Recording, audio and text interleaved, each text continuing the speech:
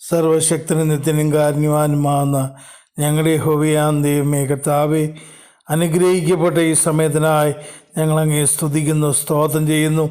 ദൈവത്തിൻ്റെ പാദപീഠത്തിലേക്ക് അടുത്ത് വരുന്ന കർത്താവേ, സാമ്പത്തികമായി ബുദ്ധിമുട്ട് അനുഭവിക്കുന്ന, സാമ്പത്തിക പ്രതിസന്ധികളിലൂടെ കടന്നു പോകുന്ന നിൻ്റെ മക്കളുമായി ദൈവസന്നിധിയിലേക്ക് അടുത്തു വരികയാണ് കർത്താവേ.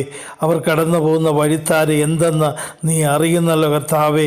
അവധി പറഞ്ഞിട്ട് മുമ്പോട്ട് പോകുവാൻ കഴിയാതെ കർത്താവേ, യാതൊരു വഴിയും മുമ്പിൽ തെളിഞ്ഞു കാണാതെ ഇരിക്കുമ്പോൾ കർത്താവേ, നീ മാത്രമാണ് അവർക്ക് അഭയം കർത്താവേ. നിൻ്റെ മുഖത്തേക്ക് നോക്കിയവർ ആരും ലജ്ജിച്ചു പോയിട്ടില്ലല്ലോ കർത്താവേ.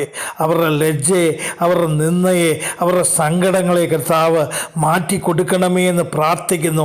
വേദപുസ്തകത്തിൽ പറഞ്ഞിരിക്കുന്ന പോലെ ആ എബ്ബേസിനെ പോലെ കർത്താവേ, നിൻ്റെ കുഞ്ഞുങ്ങൾ നിന്നോട് യാചിക്കുകയാണ്. അവരുടെ സാമ്പത്തിക അതിരുകളെ നീ ഒന്ന് വിസ്താരമാക്കണമേ കർത്താവേ. അനർത്ഥം അവർക്ക് വ്യസനകാരണമായി തീരാതെ വണ്ണം അവരുടെ സാമ്പത്തിക അതിരുകൾ കർത്താവ് വിസ്താരമാക്കി കൊടുക്കണമേ. അവർ പോകുന്ന വഴികളിൽ കർത്താവ് പുതുവഴികൾ അവർക്കായി തുറന്ന് കൊടുക്കണമേ എന്ന് പ്രാർത്ഥിക്കുന്ന കർത്താവേ, പിതാവിൻ്റെയും പുത്രൻ്റെയും പരിശുദ്ധാത്മാവിൻ്റെയും നാമത്തിൽ നിൻ്റെ കുഞ്ഞുങ്ങളെ അനുഗ്രഹിച്ച് പ്രാർത്ഥിക്കുന്നു. യേശുക്രിസ്തുവിലൂടെ എല്ലാ ശാപങ്ങളും, എല്ലാ രോഗങ്ങളും, എല്ലാ അന്ധകാരങ്ങളും, കടബാധകളിൽ നിന്നും അവരെ വിടുവിച്ചതിനായി സ്തോത്രം. യേശുവിൻ്റെ നാമത്തിൽ തന്നെ ആമേൻ.